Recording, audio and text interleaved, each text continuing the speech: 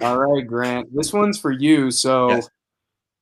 basically, in this Ooh. podcast again, Grant was on this train.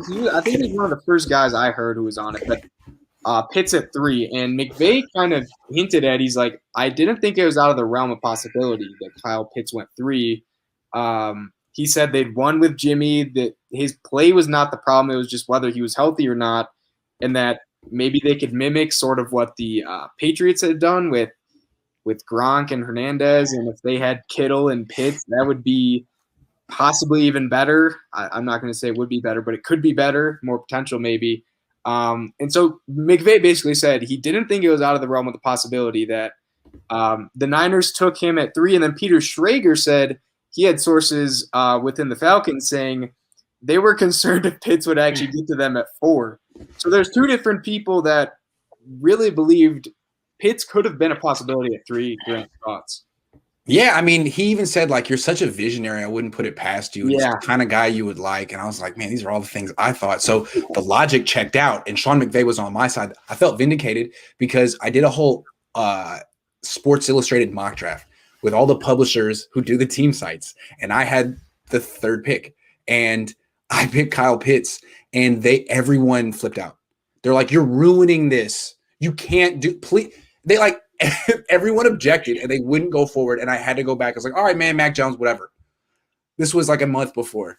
I got vetoed, and I'm glad that Sean McVay was on my side. I do think that the reason I thought it was a good pick was not because I believe in Jimmy Garoppolo, it was more because I believe in Josh Rosen.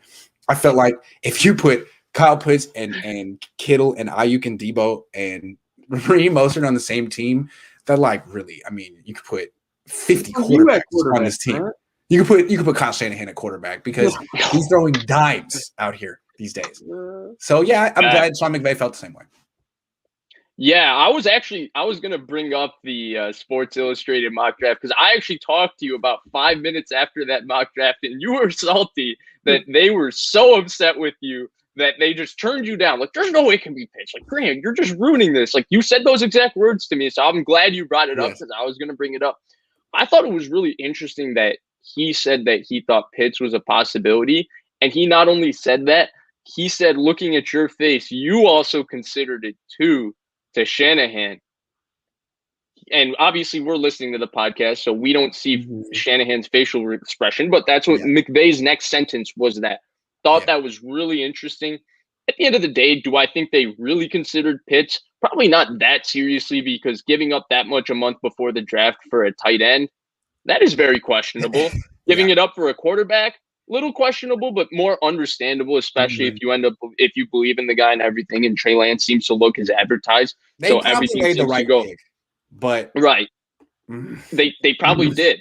Yeah, but if you go through the interesting thing to me about the entire Pitts situation is I don't think McVay seemed to have the understanding of Kyle and Jimmy's relationship. If you look at throughout the podcast, I don't think McVay looks at Kyle and Jimmy as him and Goff. I think McVay was like, ooh, you have Jimmy. Like, I like Jimmy. Like, Jimmy's fine, you know? He was like, you can win with that guy.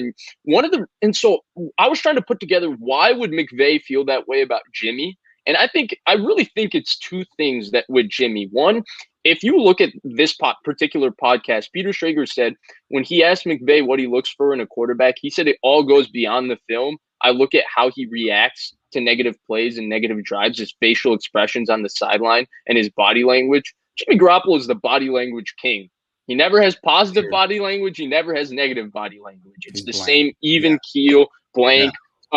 He's always aware of himself, never sees red like Mike McGlinchey trying to headbutt after the Rams game and saying still here, or, you know, Trent Williams punching Richard Sherman in the face after their wild card game. He's always in control of himself and everything. And then the second thing is, if you go back to McVay, there was an article, if you remember, this is at the beginning of 2019. Matt LaFleur, Sean McVay, and Kyle Shanahan were interviewed by ESPN, and they talked about a variety of things, like who's the toughest defensive coordinator faced. They all said Vic Fangio. They all were asked what you look for in a quarterback. LaFleur said he likes natural throwers. McVay said you have to be able to throw off platform within the pocket with all types of arm slots, which is That's something not Jared Goff. Goff cannot do at all. Yeah. Jimmy Garoppolo, that's one of his biggest strengths. He throws really well without his feet set, especially on third down within the pocket. So I think that's why maybe McVay was a little bit higher. But I thought that entire ordeal and him saying the Pits was all interesting because of that. I don't think McVay felt about Jimmy the way Kyle might feel about Jimmy. I mean, he's flirted with every quarterback available. So also, McVay's lost his last 3 games to Jimmy. he also lost the game to Nick Mullins. True, but you gotta be respectful when you're 0 for your last 3. You better just tip your cap, not talk crap. So there might be part of that, right? But yeah, he seemed oblivious to the fact that Kyle allegedly can't really stand Jimmy. Or he seemed Blake. Yeah, I'm kind of with Vish on this one. Like, the whole thought of Kyle Pitts was a possibility. I think in no world they would have actually taken him. I think the earliest they would have taken him is if they traded to like pick 6 or pick 5 and their first 4 or 5 quarterbacks were gone, then they would take him. I think they was quarterback all the way. I mean, I understand the thought I don't think process. Jed would let it happen. Yeah, I mean, I get the thought process, like he's that good and stuff, but I realistically don't think in any world they would have taken Kyle Pitts. Like, against what my own thinking, like what I liked about what was said with Shanahan is he doesn't care what the outside thinks about what he's doing internally. And I thought that was awesome. Like, if people want to rag on his decisions, like, he doesn't care. He doesn't let the media affect his choices. So, like, maybe that's a possibility as to why Kyle Pitts. But overall, I think they were going quarterback all the way. If they got to pick 6 somehow and their top 5 quarterbacks were gone, yeah, they'd take him. But I just don't think in any plausible, realistic scenario they trade 2 future firsts to get a tight end. I just don't see it happening. Grant, go ahead. I just think people, maybe even I underestimated how much Kyle Shanahan wants to break up with Jimmy Garoppolo. Like, it's over. Yeah. It's over. So take your stuff, go back, take it home.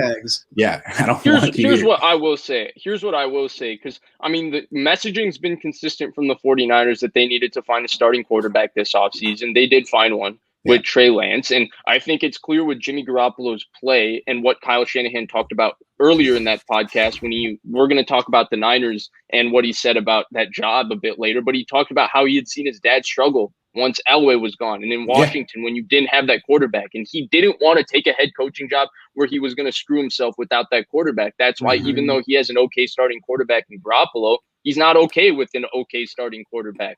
He wants one of those guys. That's why he's flirting. He's probably pretty envious of Matt LaFleur right now, right? Right. And of course he is. Of course he is. We got Jordan Love.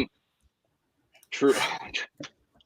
No, but what I really wanted to say was that in regards to the Pits, what I'm glad about, and I think this is his MO, you don't leave any stone unturned. And I did think relative to the rest of this draft, maybe Trevor Lawrence is the only other player. Pitts was so generational. He checked every athletic box. He checked every production box. He checked every single box that you needed to check for a football player at his position, that you had to at least talk about it. Like, this is a generational player we're passing on. Yeah, we traded up. Yeah, we need a quarterback, but you're passing on, the one guy in this draft, like the Myles Garrett of this draft, Nick Bosa of this draft, that one guy that everybody agrees is the one guy in this draft. So I get that you had the conversation. I'm glad that they did at least say that, or Kyle seemed to indicate, like, we had this conversation because, you're passing on a guy that everybody perceives to be generational. I mean, Sean McVay was candidly talking about him. Like, you don't hear coaches talk about another team's player who's already been drafted candidly in a draft process. Like, pretty generational. I thought you would consider it. Yeah. And he could just be a terrific replacement for Julio Jones. I mean, who's going to have more yards this year, Julio Jones or Kyle Pitts? We'll see.